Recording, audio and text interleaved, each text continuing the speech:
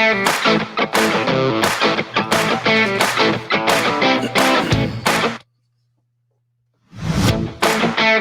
was odd.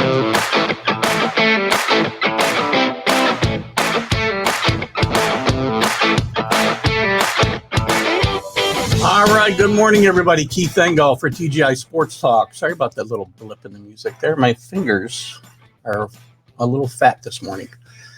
Want to welcome you all here this morning. It's a beautiful Friday morning here in upstate New York. TGI Sports Talk, still the only live streaming sports webcast in East Greenbush, New York. Mark will love to hear that. Hope he's not got the moving trucks ready to move in and take my territory over. Usually at this point, I'd thank my guests from last week, but we had a little problem, as you know, and I apologize again. And so does Billy Martin Jr. We had a little miscommunication. So you got to see me talk about Billy Martin for an hour last week. Hopefully that wasn't too boring for you guys.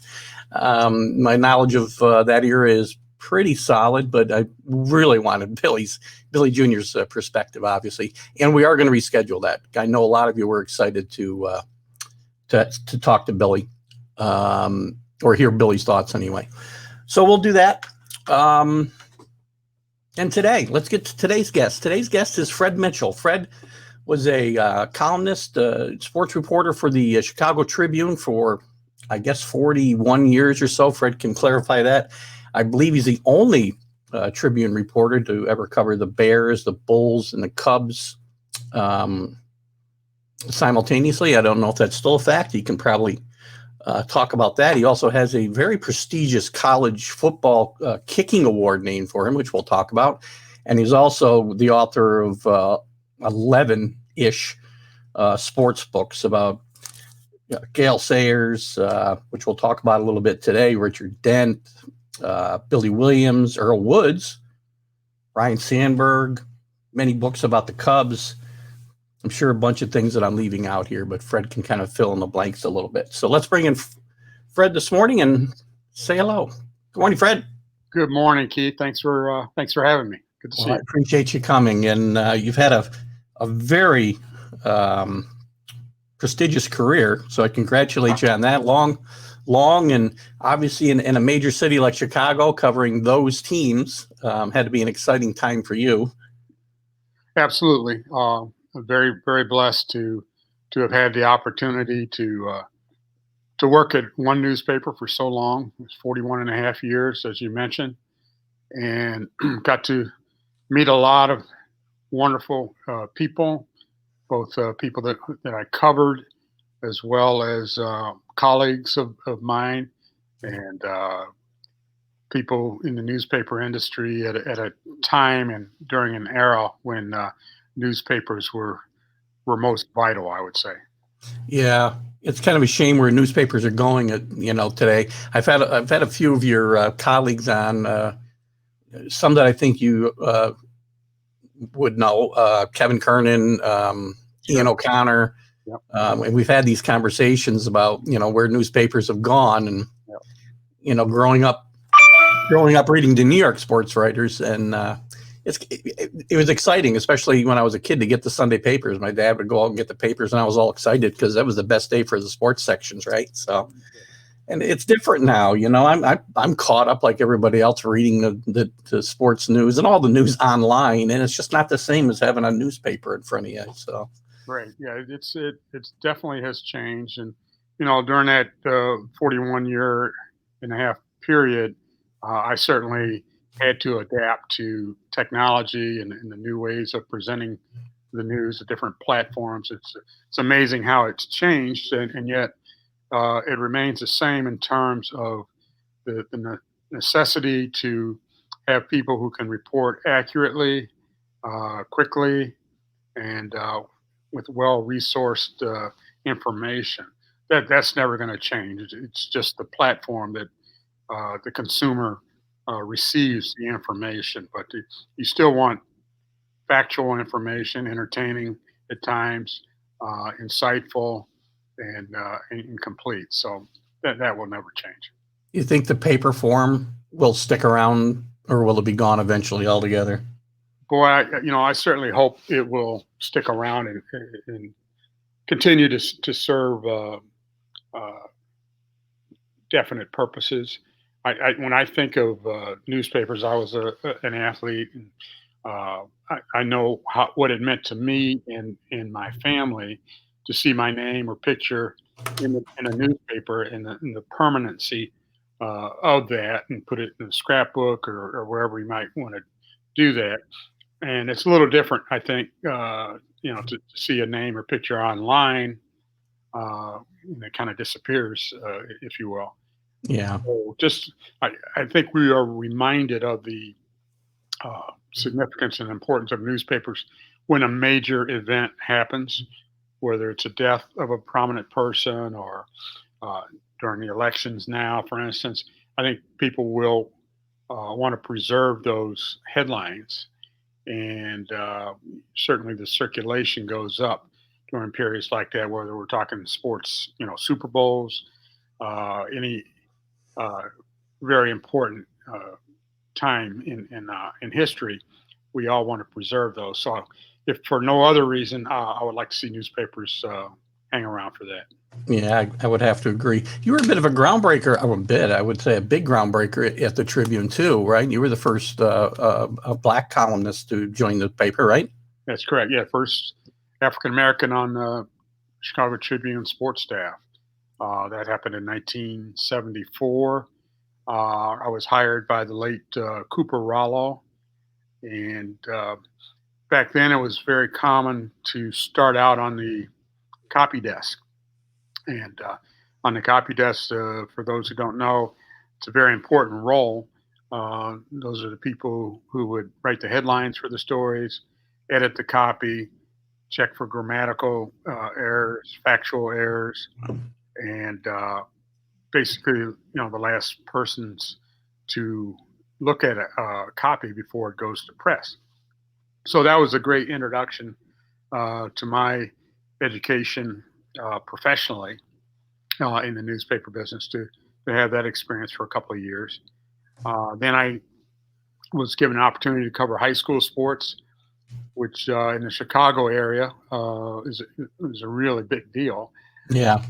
We had just two or three of us at the time, but we were covering all of metropolitan Chicago. And so I had a chance to cover people like Isaiah Thomas, uh, Doc Rivers, Terry Cummings, a lot of future uh, professional athletes, Mark Aguirre. Uh, this was a tremendous experience for me as well. And then, as you mentioned, I covered the Bulls, the Cubs, and the Bears. Not at the same time; that would have been impossible. Right. But, uh, I was I'm the only one in the history of the Tribune to have covered those three sports and teams during my career as the main beat reporter, as we refer to it. So proud of that. Proud of the opportunity that was provided to me, and I can look back and remember so many wonderful people that I met along the way, and ability to travel all over the world, literally covering events from the Olympics to professional sports games, exhibition games in Europe with the Bears, for instance, all over the world. So I'm very, very blessed in that. It just pops in my head when we first got when cables first started to boom. When I was in my 20s, I guess, and we had WGN. Yep.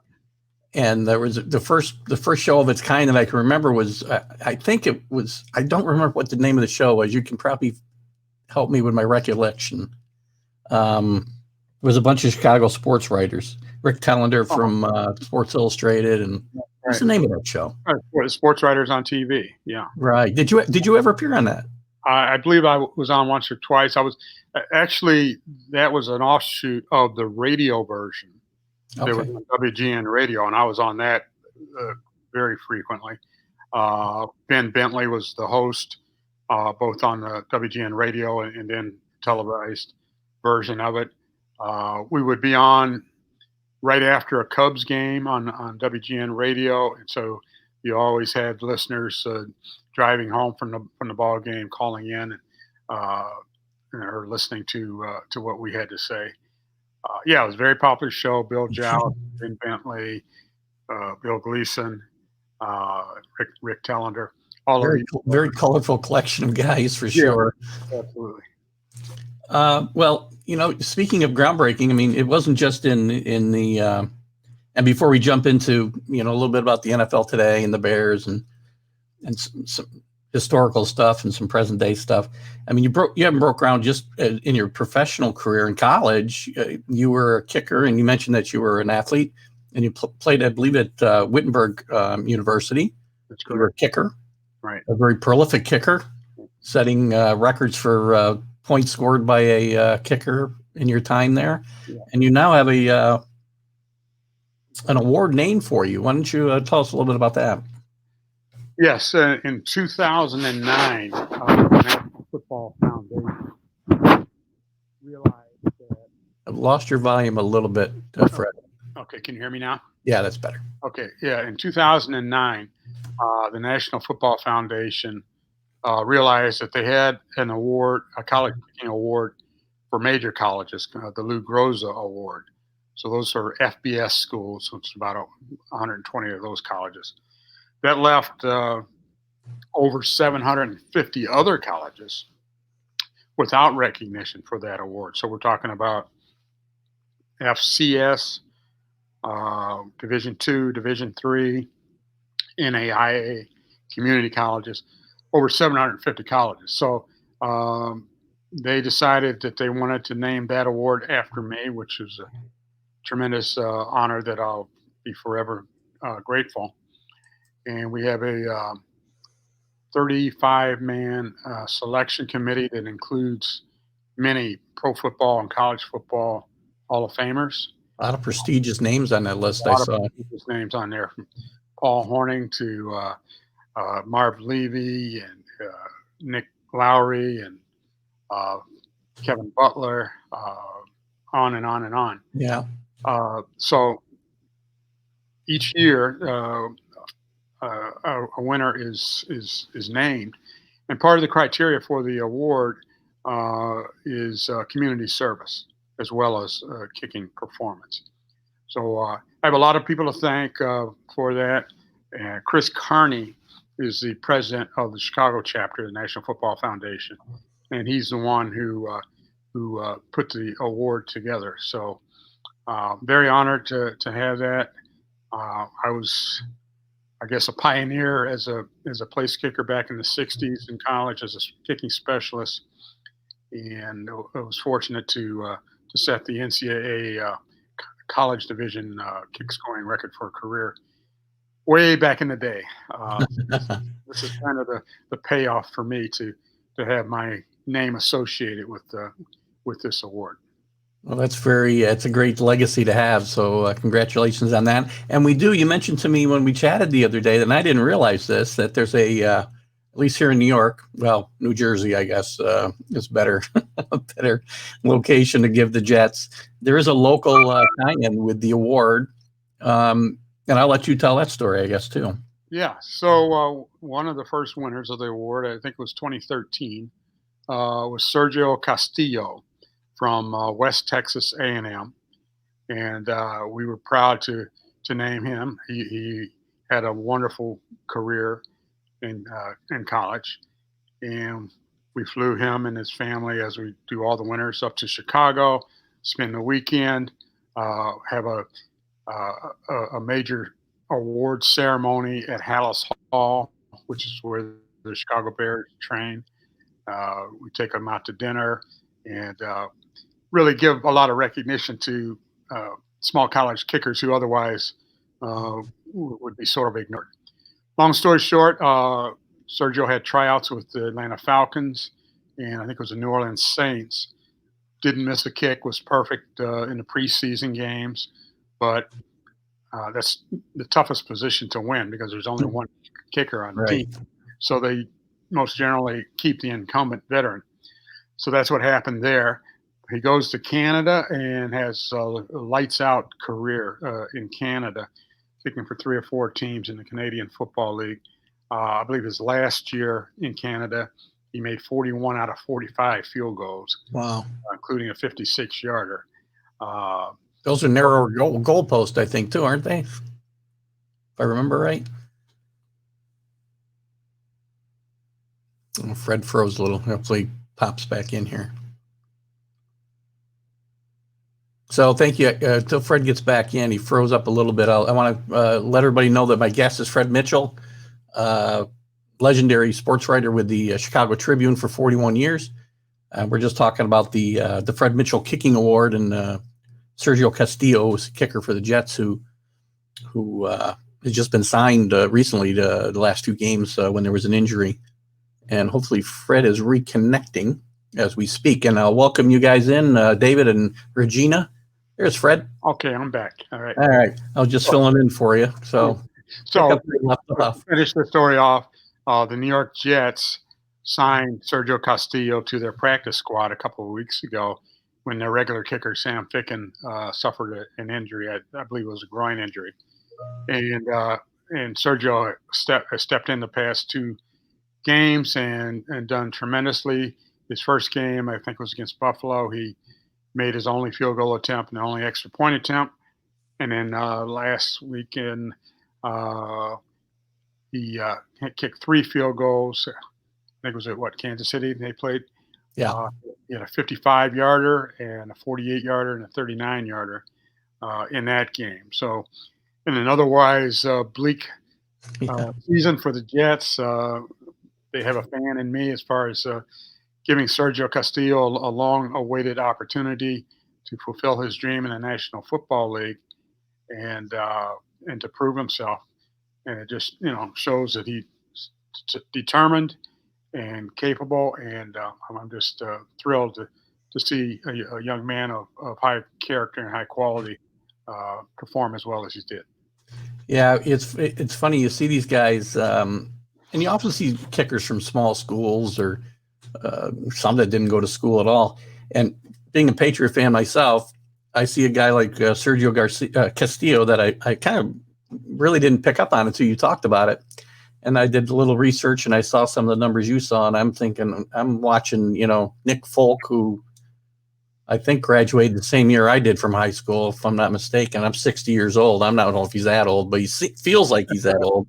Yeah. But the Sergio Castillos slip under our noses. So. Well, yeah, the thing that we always emphasize about kicking is that regardless of whether it's Division III or community college or Division I, the fields are the same size, the goalposts are the same width. It's just a question of how big the crowd is that's watching you. Yeah. Otherwise, kicking, whether it's place kicking or punting, is the same, and that's why small college kickers need to be recognized and evaluated the very same way. Yeah. So another quickly I'll say Cole Tracy is a name that some people might be familiar with at LSU a couple of years ago. He had a wonderful year. He won our award as a senior at a tiny Assumption College out east, and I think he made something like 27 of 29 field goals or something like that at Assumption College, and he had a year of eligibility left as a graduate transfer. So he goes from playing and kicking in front of about 2,000 people on every Saturday to 100,000 at home at LSU, and he goes there and has almost the exact same statistics. And he was a finalist for the Lou Groza Award, which he very well could have won. But he's living proof that regardless of what level you're kicking at, your performance is very similar. Yeah, and at the same time, like you said, it's the hardest job to get and keep because there's only one, and they don't carry 4 backups, right? So, well, switching gears a little bit, Fred. Obviously, you've written a lot of books, as I alluded to in the opening. The one that I know of the best was the Gale Sayers book, but you've written about Billy Williams and Earl Woods, who I was surprised to see, Richard Dent, Ryan Sandberg, Tyrone Willingham, lots of I think three other books about the Cubs, possibly. What was your favorite book to write, and what really brought? I got to guess what it is, but what motivated you to write that book? Well, there are a lot of favorites that I had. Certainly, Gale Sayers' book was a tremendous experience for me, and it really sparked a great friendship between me and And I'm Gale. sorry for your loss there too, by the way. Thank you, who recently passed away. Yeah. So I was very blessed and fortunate to have the opportunity to spend so much time with him and learn about his life, and like I say, develop a great friendship. Another book that stands out in my memory is the book called Playing Through with Earl Woods, and I talked with Tiger a little bit and had him write the forward to the book. But that experience was tremendous because I had a chance to kind of go behind the scenes and watch Earl and Tiger interact. When the cameras were not on, and I could say that the relationship they had was was true. So I spent a lot of time at the home where Tiger grew up in Cypress, California, with Earl, and traveled to several of the golf tournaments, including the Ryder Cup, which was in Spain that year. So that was a wonderful experience as well. Sure was. Yeah. Tell us a little bit about Gale Sayers. I know that you've told me that you became very good friends with Gale. Was it during the writing of the book, or was it previous to that? It was previous. Excuse me. It was previous to that, but it was certainly enhanced by the time we spent talking about the book. Writing the book together. Yeah. Like so many other pro football fans, Gale was somebody I watched perform, and I try to tell younger people who did not see him that he's one of those athletes who you really had to see to appreciate. It's almost like the film videos don't even do justice to what a great runner he was. So I admired him from afar at first, like everybody did. And then during the period that I covered the Bears as a beat writer, there would be occasions where Gale would be at various events, and I got to meet him personally and get to know him. And he had a foundation which helped young people, and he was kind enough to invite me to many of those events and watch the great things that the foundation did. And then we kind of picked up on that with the book, because the essence of the book was the fact that professional athletes need to prepare for their post-playing career. He would always talk about preparing to quit. And we all know that he only played, I think it was 68 games, and yet did such a remarkable job that he's the youngest player to ever be inducted in the National Football League Right. Pro Football Hall of Fame at the age of 34. So he had the rest, half his life to go to do something impactful, and indeed he did. A lot of people didn't realize that he grew up very poor in Omaha, and he actually had a bit of a speech impediment, which caused him to be a little bit shy and perhaps aloof, especially to the media. And I think a lot of people took that the wrong way initially. And he worked on his speech and improved and gained confidence in being able to speak to the media or in front of a crowd. So one of the main initiatives of his foundation was to help especially at-risk youth, gained confidence when it came to public speaking. So all the dinners that he had for his foundation, he would have young, 9, 10, 11 year olds stand in front of an audience of maybe 1,000 people and introduce the guests for that evening, whether it was, Barry Sanders or Paul Hornung, some of the other players. Uh, so this was something that he was very proud of and should be given a lot of credit for. Yeah, everything. I wish I was. I don't know. I wish I was a lot older. I wish I was older that I could have seen Gale Sayers play in his prime. As you said, he only played 68 games. I think 6 seasons, and not all of those 6 seasons. The Bears weren't very good at that time, Right. Unfortunately. With their great history, he came along at a bad time in their history. But the numbers he put up were phenomenal. If people, and I've said it in the promos for this show, that if some of the younger people that see this don't know Gale Sayers, please take a look at Gale Sayers, because he's just a phenomenal athlete. It would have been amazing to see him play in today's game. I mean, what do you think? I mean, I got to believe he would just be all world today in today's game. Oh, no question about it. He returned kickoffs, returned punts, obviously ran from scrimmage, threw passes occasionally. Uh, you know, this is before the age of specialization as far as running back kicks and such. Yeah, And he did it all. And as you said, not very good Bears teams at the time, other than him and Dick Butkus. But the rest of the team was not right. not very good, which meant that offensively, most of the time, teams knew that Gale was going to get the ball, and yet he still was able to do what he did. And a subtle rules change that I always point out when we talk to Gale, and Gale and I talked about this a lot, was that during his era, the hash marks were out much, much wider than they are now.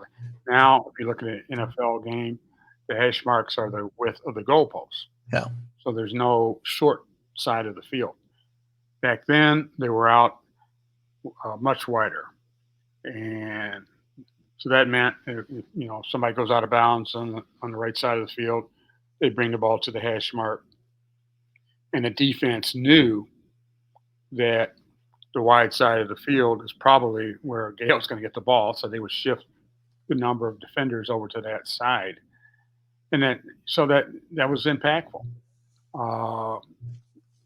Even though Gale scored his 6 touchdowns in one game on a very muddy field at Wrigley Field on December 12th, 1965.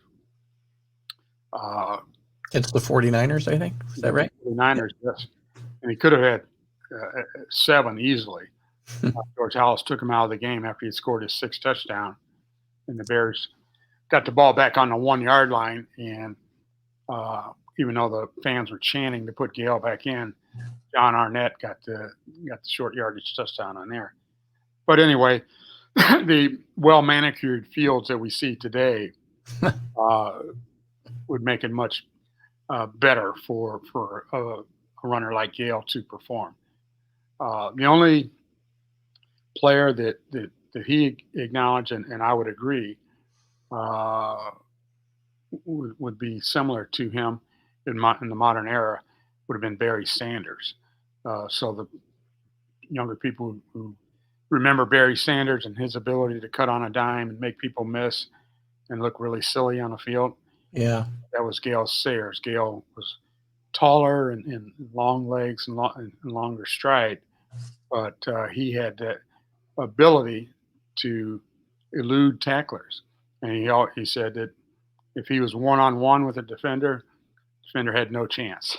And his famous quote was, give me 18 inches of daylight and that's all I need. And that was a factor. He was fast. In high school, he was a sprinter and a hurdler. And he said those skills came in handy on the football field. And George Hallis, when he presented Gale for induction into the Pro Football Hall of Fame, said something to the effect that the likes of his kind we will never see again. Yeah. And I sort of believe that. For those of you just joining us, we're talking with Fred Mitchell, former sports writer for the Chicago Tribune. We're talking a little about his book with Gale Sayers, the great Gale Sayers. One thing, I guess, Fred, that people do know, I guess some of the younger generation probably will know of Gale through the relationship with Brian Piccolo, because they did remake Brian's song here just a few years back. Not nearly as good as the original, I would have to say. Right. But it's a tremendous story, and it's fairly well told, and we don't have to go into great detail here, but is there anything about the relationship that maybe people don't know? Well, I would simply say that it was a true relationship. We'll tell your listeners who were not familiar that Gale Sayers and Brian Piccolo were considered the first interracial roommates in professional sports. So on the road and training camp, summer camp, they were roommates. And Gale said that he didn't feel it was that big a deal at the time, because he just said that they played the same position, they had that in common. So why shouldn't they be roommates? And I mentioned earlier about Gale being a little bit shy and aloof because of a speech impediment earlier in his lifetime, and I think it's pointed out in the movie Brian's Song that initially Gale came off as being aloof and standoffish, whereas Brian Piccolo was a very outgoing, gregarious individual. They each kind of brought out the best. You lost your volume just a little bit again, Fred. Sorry. Yeah, I think they both brought out the best in each other because their personalities were a bit different. But other than that, they realized that they had much, much, much more in common than they had differences. So their friendship was highlighted in the movie. And of course, Brian passed away from a rare form of cancer at the age of 26. This hit Gale hard, and I think it really impacted Gale's life thereafter to realize that relationships, friendships, all these things are much more important than anything else in life. Yeah. It is a tremendous and heartwarming story, and a sad one at the same time. I have to ask you, I mean, did Billy D. Williams do a good job portraying Gale, knowing Gale as well as you did? Yeah, I think he did, and I know that they had a friendship as well, and yeah, I think Gale was honored to have Billy D. Represent him in the movie. Yeah, as a younger man, I'm not that young anymore, but I guess relatively speaking, maybe I am. But I was very young when I watched that movie, and it's funny because I really thought Billy D. Williams was running the ball in those highlights when they'd show it. And I thought, man, he's a great athlete. Why is he an actor? Yeah, he did, and that had to be part of the portrayal. And I often tell people that movie, if it weren't a true story, it would seem kind of corny. Yeah, people wouldn't maybe believe it so well, but it was a true story, and Gale, always said that it was a true depiction of their relationship. So he was he said he was often amused that people might recognize him in an airport or something like that, and instead of remembering him as a football player, they would think of the movie. Oh, Brian's Song. So he thought that was pretty funny. Well, it's still one of those movies, and it doesn't come on that often anymore, unfortunately. But whenever I come across it, it's impossible for me not to stop and watch. So, it's carried on well, I think, or held up well through the years. So, yeah, and during these times, that we're having today, these days. I think that movie could be even more impactful to see how, uh, in terms of racial relationships and the impact that sports can have on improving those situations. I think that movie really stands the mark of time. It's Yeah, I still guess we could all learn some lessons in that regard for sure. absolutely. Um, well, let's move forward a little bit. I have to. I'll ask you. So, what were some of your favorite teams to cover through the years? You had some great teams, in your tenure, obviously in Chicago. And what was your favorite team to cover? Well, as you said, I was able to cover a lot of great teams, a lot of great athletes. But the biggest surprise for me was the 1984 Cubs because, um, excuse me, the year before they had finished in last place, they changed managers during the offseason. Jim Fry came in as a manager. Um, they were not predicted to be a contender. They finished in fifth in 1983. And then during spring training, it's just spring training, but still, they lost 11 straight exhibition games. So the expectations were not very high. But then Dallas Green was the general manager at the time, and he pulled off several big trades. And the Cubs got Rick Sutcliffe, Bobby Dernier, Gary Matthews. Uh, Later in June, I think it was Dennis Eckersley. Really transformed the team. They go on and win the division in '84, win 96 games, and really just came within a few outs of making it to the World Series. Painful loss in the playoffs, right? Painful loss to the Padres. But that was a memorable year for me because it was totally unexpected that they would even contend, not to mention win their division and come that close to going to the World Series. Now, when you talk about other teams that I was involved in helping to cover, obviously Michael Jordan and the reign that they had was captured so well in the recent documentary, The Last Dance.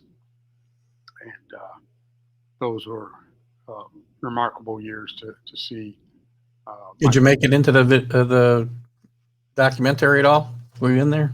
I was, well, yes, just they put up this story that I wrote uh, when Jerry Krause mentioned that he wanted to bring Michael Jordan back, but Phil Jackson was not coming back, according to Jerry Krause.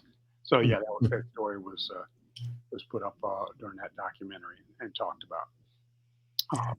But I got to know Walter Payton, the late great Walter Payton, very well. Uh, Obviously, Gale Sayers, Michael Jordan. Uh, Going back to a player that uh, had retired many years earlier, but Ernie Banks, I had a really great relationship with Ernie. Uh, so these are relationships that you don't take for granted, and sometimes it sounds like you're just name dropping, Yeah. but it's more than that. It's you get to know these people on a personal level, realize that they have uh, issues and concerns just like everybody else. They're human beings, and I really cherish those relationships. Was there anybody that I won't say you disliked because that's probably not a fair to question, but anybody that was a tough interview for you or Oh, sure, a lot. I covered the Bears when Mike Ditka was coaching, and it was kind of a double edged sword because as a reporter, you want to be able to have a quotable source that you that you're writing about. And to that extent, Mike Ditka never failed. On For a slow sure. news day, he was going to give you some kind of a controversial comment. A lot of comments that would be politically incorrect nowadays for him to get away with. It'd be hard for him to be in the game today. Yes, yes. So from that standpoint, he was gold providing that. But he was difficult not just to me, but to all the reporters. Uh, and you would get a question out, and he would fire back with some sort of a personal insult or something uh, that didn't deserve that kind of response. But he would also give you something that was quotable for a story. He was the same way with his players. He would criticize them, use us as a media, criticize whether it was Fridge Perry or you name it, Jim McMahon. He would rip them. Richard Dent, he and Richard Dent did not get along at all, and that's unfortunate. Richard was a Hall of Fame player. Ditka was constantly, according to Richard, Ditka was constantly threatening to trade him away, and there was a lot of animosity there, even to the point where Richard was inducted into the Pro Football Hall of Fame, and I don't think Mike Ditka attended that event for one of his former players. So I would say that Mike Ditka was difficult, almost by design. I think that's kind of the way he wanted it, and didn't make our job easy in terms of that. Well, he coached one of the best teams in the history of football, the '85 Bears, which is a painful last game of the season for me as a Patriots fan. I will point out we were ahead 3-0 in that game. That's right. The next time I looked up, it was 35-3, but that's a different story. So, there's always been a lot of stories through the years. Is Ditka a great coach? Was Buddy Ryan responsible for that as much as Ditka? What's your take on that? Yeah, I mean that's that's a good debate. There was tremendous talent on that team, and the biggest story here is that they didn't win more than one Super Bowl. Um, the fact that Jim McMahon was injured quite a bit really limited what they could do offensively, but defensively they were one of, if not the most dominant defensive team in the history of the NFL. So we're talking about takeaways, we're talking about sacks, we're talking about stuffing the run. So you had all these Hall of Famers on that defensive side of the ball: Dan Hampton, Richard Dent, Mike Singletary, and some of the other guys are borderline Pro Football Hall of Famers. Steve McMichael, I don't think gets enough credit for what he did, for instance. Well, I guarantee you Tony Eason goes to sleep every night seeing those guys' face still. Yes. Yeah. So it should have won more, and a lot of people question whether different coaching would have made a difference. There's always blame and fingers to point when things don't go the way they should. Sure. Well, sticking with the Bears for a second, I mean, obviously, that was one of the greatest teams in history, but they've had very, the up and down success, moderate success through the years. Nothing. I guess they got the one Super Bowl since then, right, against the Colts. That's right. What about today's team? I mean, do you think they're heading in the right direction? Is Nagy the right guy? When they drafted Mitchell Trubisky, I really thought it was a good move. Well, maybe not trading up to get him, because they could have got him wherever they would have got him anyway. But does he have any talent? Is he not that good? Is it a coaching problem? How do you see this team today? Well, the Bears, probably more than any other franchise that I can think of, have had difficulty in answering that question at the quarterback position. When you realize that Sid Luckman from the 40s still owns some of the passing records. That tells you enough about Especially the way the game's played today. exactly. Defense is, right now is still their hallmark as a team. Um, and if they could just be average offensively, they could be a threat. And, when you look back at the Super Bowl champion Bears of 86, January of 86, that was kind of their signature as well. Tremendous defense, okay on offense. Jim McMahon was the quarterback. Uh, Obviously, Walter Payton was toward the end of his career, but they were okay offensively and tremendous on defense. So the question is, can they get to the point of just being okay offensively right now? If they can, I think they could be a threat again. Can they win with Nick Foles?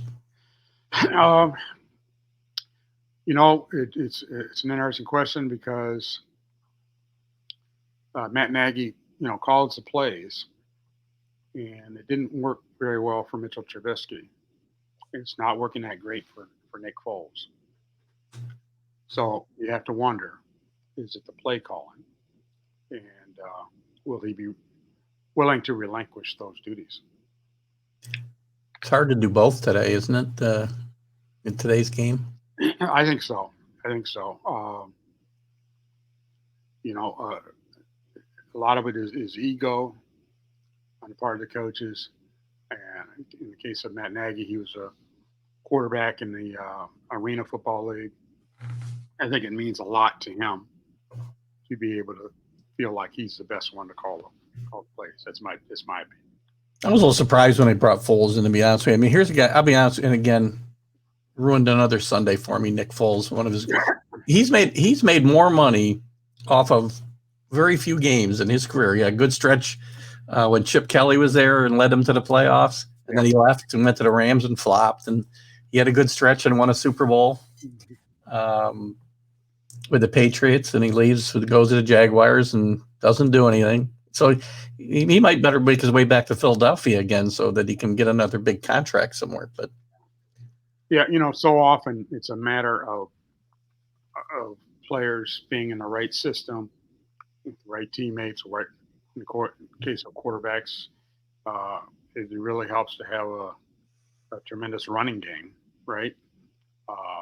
And that's not the case here in Chicago. So I think it's difficult for any quarterback to succeed or excel when you have a subpar or modest running game to sort of balance out the passing game. Yeah. That's the way defenses are so sophisticated now. So do you still follow the game, the NFL as a whole, pretty closely, or? I do, not as closely as I did, obviously when I was with the Tribune, but I watch what's going on and see the trends and the way the game's changed. It's still a very entertaining game, and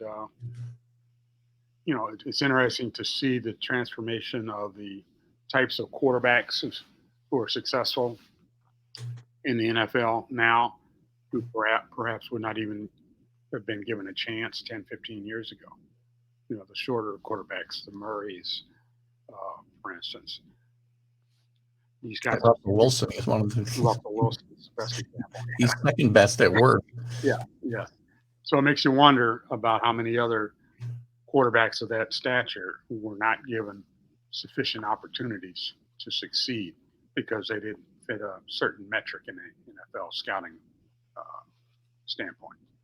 What else stands out to you about the game today? I mean, is there any, even just talking about this season, is there any, well, let me start with this. I mean, playing the season in general, I mean, do you think it was a good idea to play the season in the situation that we're in?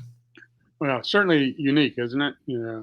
Not having the fans, and just shows you how much excitement that the fans provide in any of the professional or college sports, for that matter.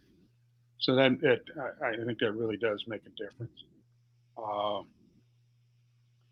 Obviously, in the professional sports, they're able to follow the protocols of COVID-19 a lot better. So I guess I trust the medical people in that regard. So it's just kind of a question of where do we go from here in terms of getting a vaccine and flipping it back to the way it used to be. Yeah, I'm glad. I mean, sports is, as you kind of alluded to, I think it's important to the fabric of this country, right? And it's even with some of the things that surround it today in a political sense. And I try to stay away from those things. I try to separate the two. I have a lot of friends who tell me you can't separate the two. Well, I can.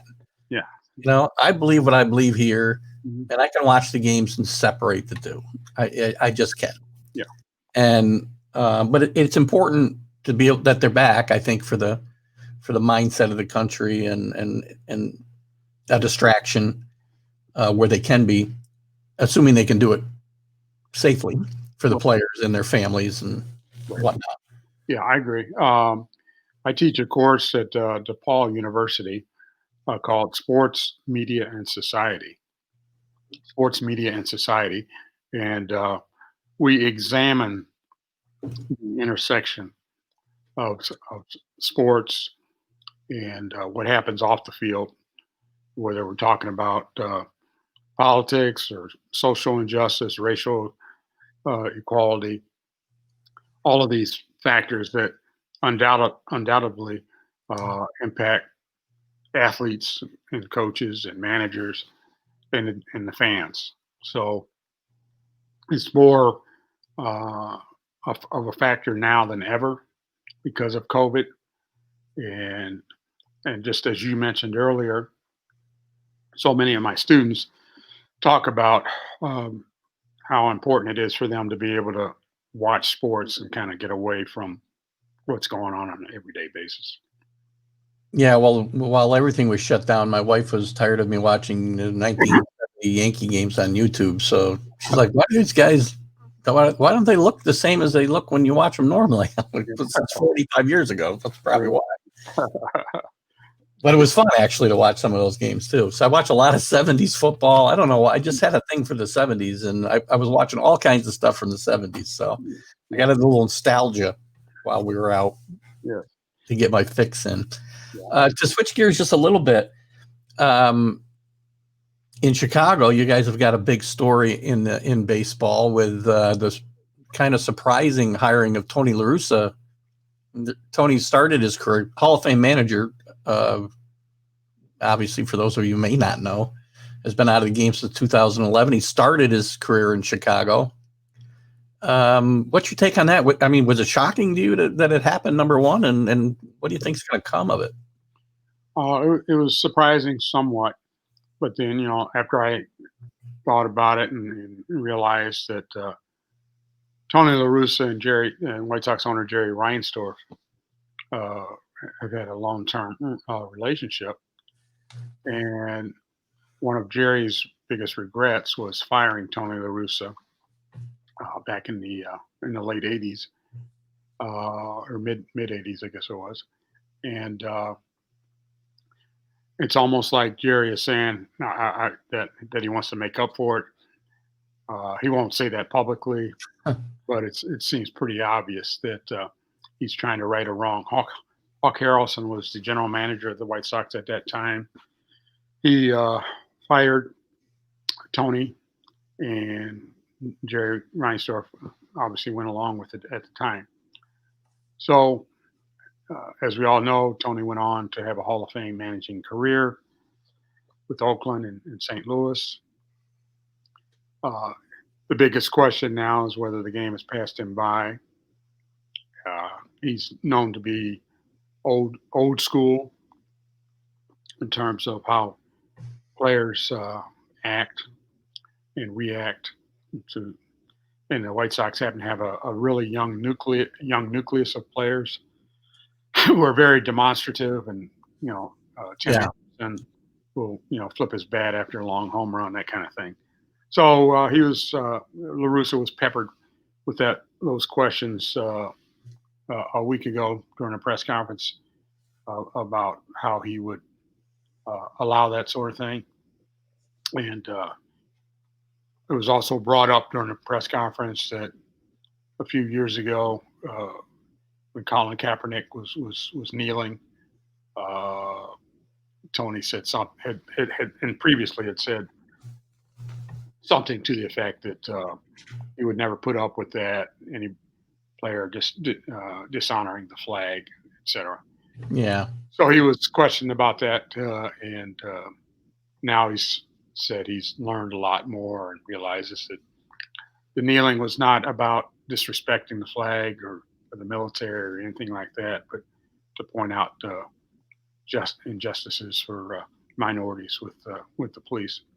Yeah. So, well, that'll be a storyline that will have to be followed as Tony, who's 76 years old. It'll be interesting how he handles the daily grind. Yeah, and no question that all eyes will be on him. Well, he's got a team that's already built to win now. Obviously, they had a good year this year and until the end of the season where they slumped a bit. It's ironic that the manager they just fired is in the running for. I don't know if they named the manager of the year yet, but he was one of the finalists for the Rick Renteria. Yes. Yeah. And with Tony, one thing that strikes me, and the comments about the game passing him by strike me as a bit ironic from a person, from dealing with managing people. I guess I get it, but as far as the game itself, I find the comments a bit ironic because the specialization that we see today, especially amongst pitching staffs, and even platooning ball players, Tony La Russa was one of the pioneers of that movement in the game. Yeah, he's always been very analytical, and he's been involved in the game since winning with St. Louis as sort of an advisor. Yeah, watching the game very closely from that standpoint.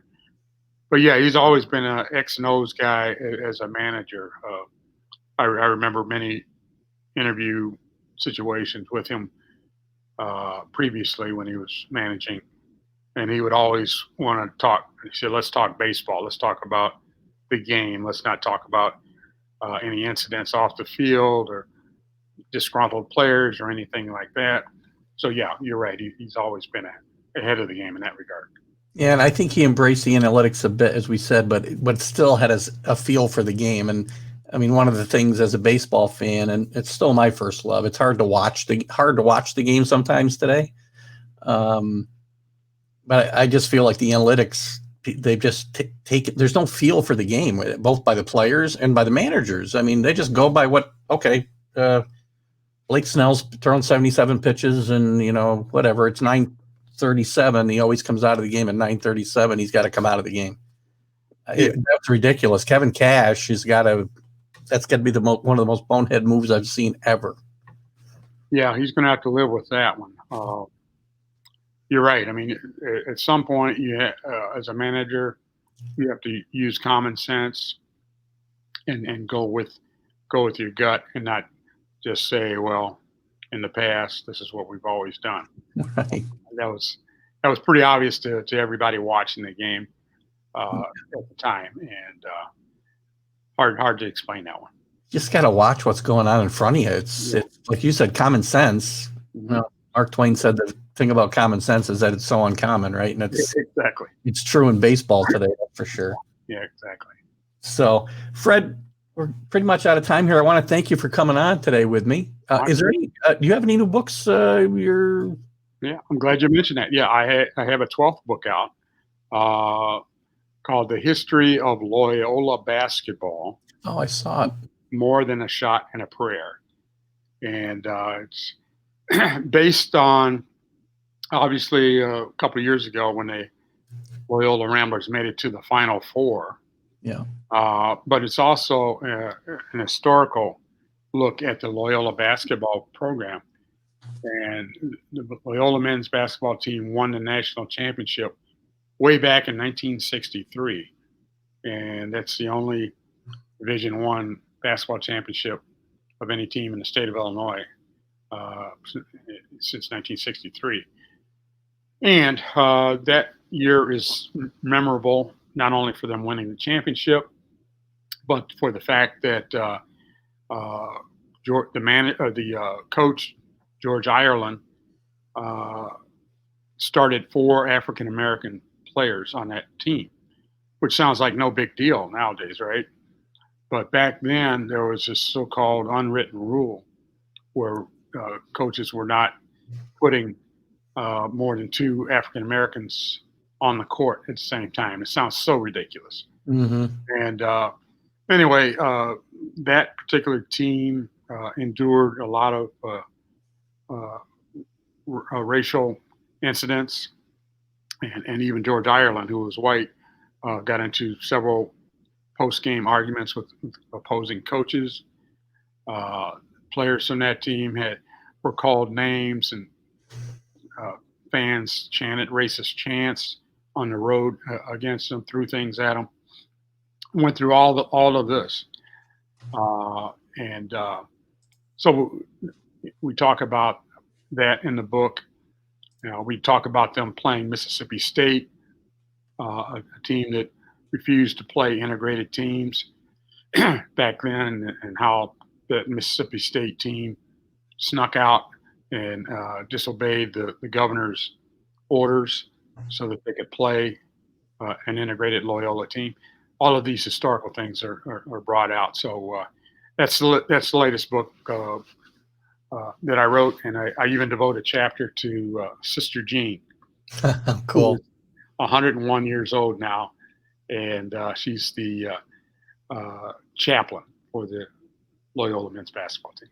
Well, when I was looking at your list of books, I did come across that. I didn't notice if it was available on Kindle. It looks like it is as I see it right now. So I'll have to get myself that downloaded and read it. It's for those of you who are looking for it. It's The History of Loyola Basketball, More Than a Shot in a Prayer by Fred Mitchell.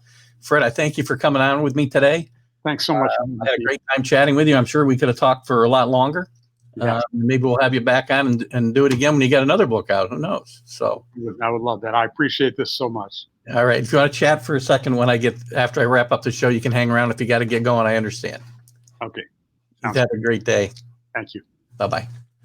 So that's my guest, Fred Mitchell, longtime sports writer for the Chicago Tribune.